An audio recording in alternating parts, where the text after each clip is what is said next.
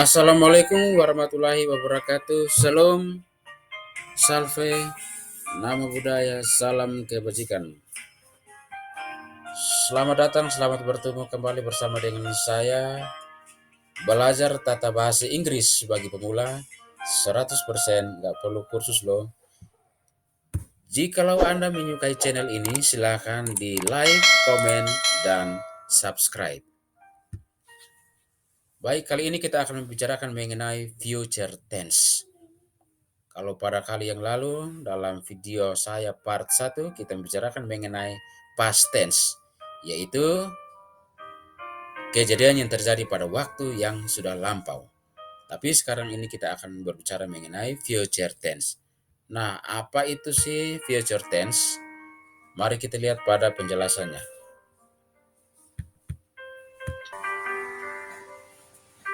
Future tense adalah tense yang menerangkan mengenai kejadian atau kegiatan yang akan terjadi pada waktu yang akan datang. Contohnya seperti kegiatan yang akan dilaksanakan 2 jam yang akan datang, atau pekerjaan yang akan dilaksanakan pada besok, minggu depan, tahun depan, besok lusa, dan seterusnya. Nah, untuk cara membuat kalimatnya, maka kita perlu mengetahui atau mengenali yang namanya rumus. Rumusnya ada 4 rumus, yakni kalimat positif, negatif, kalimat bertanya atau interrogatif, dan kalimat WHY question.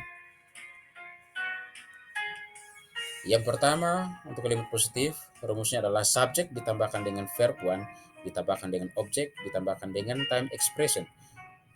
Kalimat negatif yaitu subjek ditambahkan dengan will not, ditambahkan dengan verb one, ditambahkan dengan objek, dan ditambahkan dengan time expression. Untuk kalimat interrogatif, yakni will ditambahkan dengan subjek, ditambahkan dengan verb one, ditambahkan dengan objek, ditambahkan dengan time expression.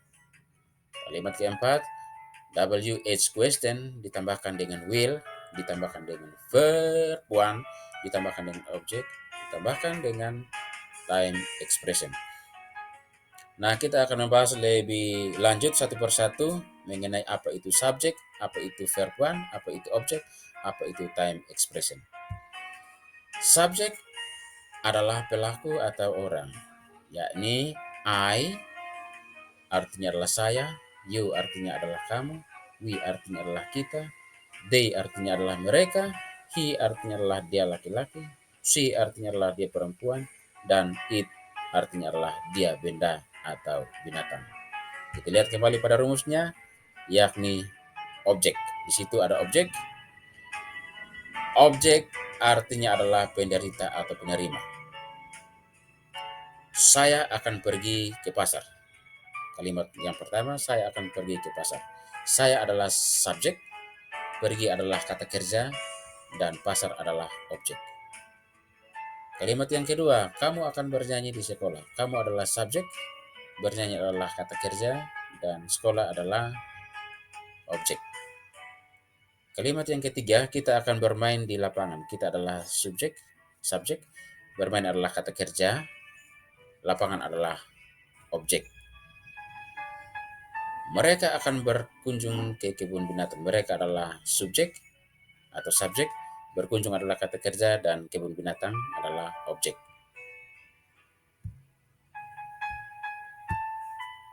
Jadi kita sudah mengenal yang namanya subjek dan objek. Sekarang kita akan lanjutkan lagi ke V1 atau verb. Verb 1 atau verb 1. Nah, dalam bahasa Inggris ada 2 kata kerja. Yang pertama adalah regular verb dan yang kedua adalah irregular verb. Kita akan membahasnya satu persatu.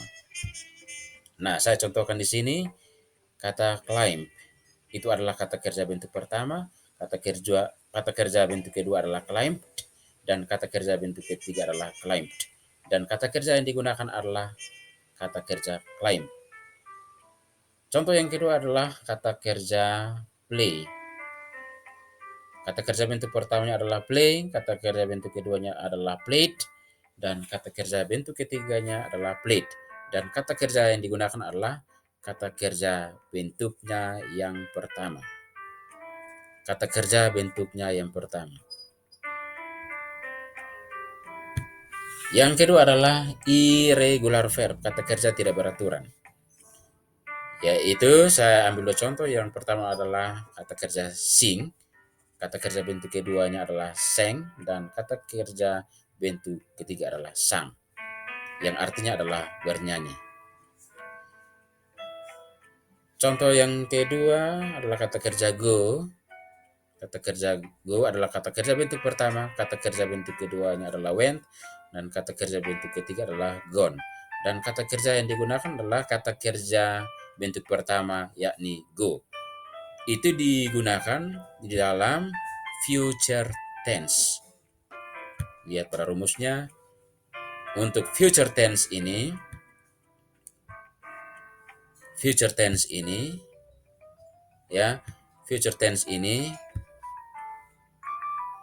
menerangkan mengenai kejadian yang terjadi pada waktu yang akan datang menggunakan kata kerja bentuknya yang pertama.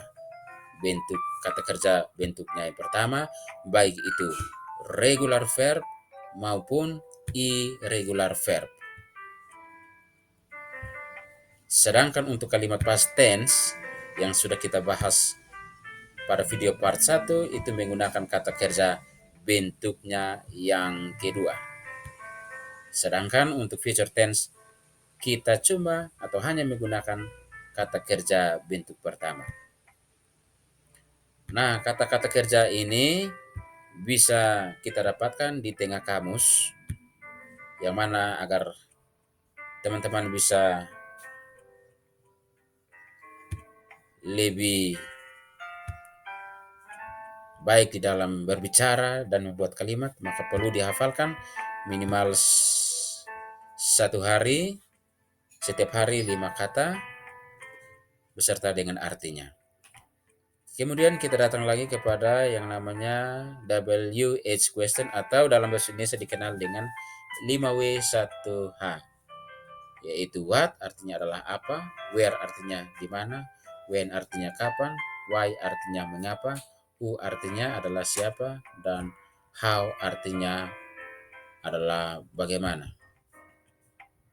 Kita lihat pada rumusnya, yang paling terakhir WHY question ditambahkan dengan will, ditambahkan dengan verb one, ditambahkan dengan object, ditambahkan dengan time expression. Jadi yang WHY question kalimat terakhir itu artinya adalah what, where, when, why, how, dan seterusnya. Ya. Jadi kita sudah mengenal yang namanya subject, verb one, kata kerja bentuk pertama, object, time expression, kemudian WHY question. Sedangkan will di dalam rumus itu artinya adalah akan. Ya. Kita lanjutkan lagi pada penjelasan yang berikut mengenai minta maaf tadi time expressionnya belum dijelaskan. Time expression atau ekspresi waktu, yaitu tadi saya sudah katakan di awal bahwa future tense itu menerangkan mengenai kejadian yang terjadi pada besok, 2 jam yang akan datang. Artinya kejadian-kejadian yang terjadi pada waktu yang akan datang, seperti tomorrow, kemarin, next week, minggu depan, next day, hari berikut. Nah, kita lihat kepada contoh kalimat. Nah, contoh kalimat ini yang saya buat ini sesuai dengan rumus yang ada di depan, kemudian artinya juga. Jadi tulisan yang hitam adalah katanya, kemudian subjeknya, kemudian artinya. Sedangkan tulisan biru adalah will, dan artinya adalah akan. Kalimat positif contohnya, you will buy banana tomorrow. You adalah subjek, will artinya adalah akan, buy adalah verb, kata kerja bentuk pertama, banana adalah objek, artinya adalah pisang. Kapan itu? Tomorrow. adalah time expression dan artinya adalah besok. You will buy banana tomorrow. You adalah subjek, sekali lagi you adalah subjek, will tetap, buy adalah verb, banana adalah objek, banana adalah pisang, objek, time expression adalah tomorrow. Kalimat negatif, you will not buy banana tomorrow.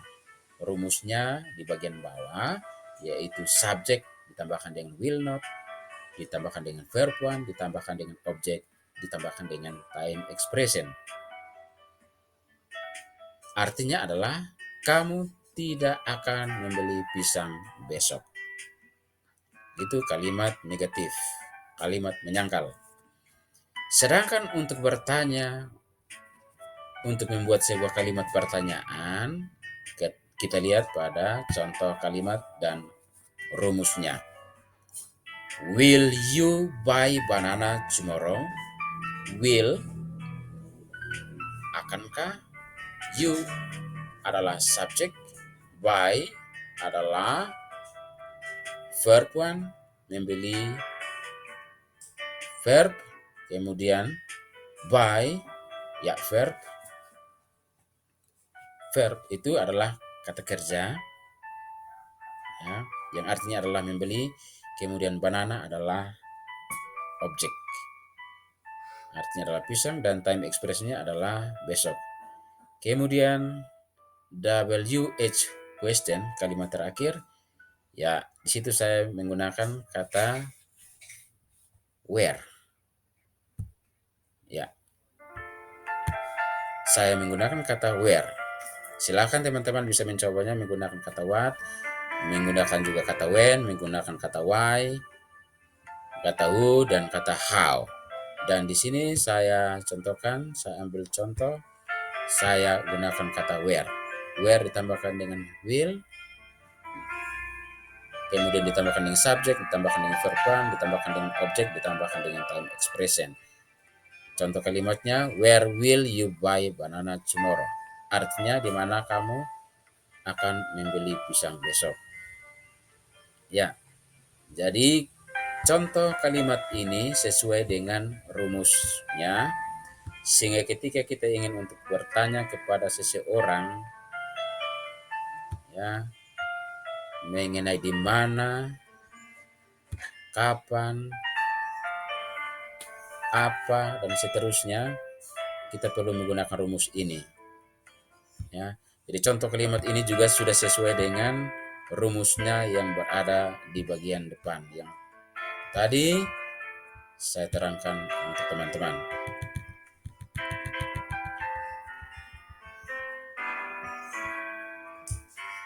Yang berikut V, keterangan untuk V. V artinya adalah verb. Verb artinya adalah kata kerja. Sedangkan objek adalah penderita atau penerima. Kemudian yang ketiga, kata kerja yang digunakan dalam simple future tense adalah kata kerja bentuk pertama. Baik itu kalimat positif, negatif, interrogatif, dan kalimat WH question. Dan yang paling penting